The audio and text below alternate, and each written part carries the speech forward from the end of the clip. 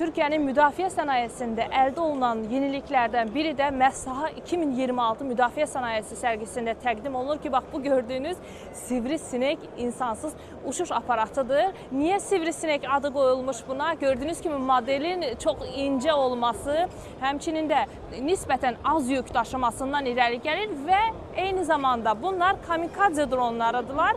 Sürü halında göndərilir. Müharibə başlayanda ilk olaraq bu gördüyünüz Azərbaycanca desək ağcaqanad sürüsü şəklində bir neçə ədəd, 10 ədəd eyni anda göndərilə bilir. Bu sivrisinek puaları.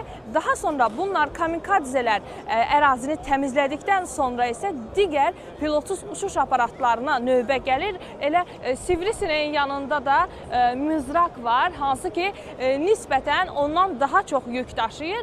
Bu kamikadze dronlarının əraziyə göndərilməsindən sonra növbəli şəkildə müharibə davam etdirilir. Ərazi təmizləndikdən sonra tam əmin olduqdan sonra isə gördüyünüz şəkildə bax bu pilotsuz uçuş aparatları, daha sonra isə digər ağır texnikalardan istifadə olunur.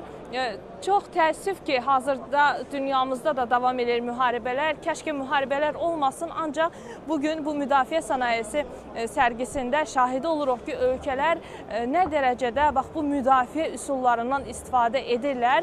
Müharibələr qaçılmazdır.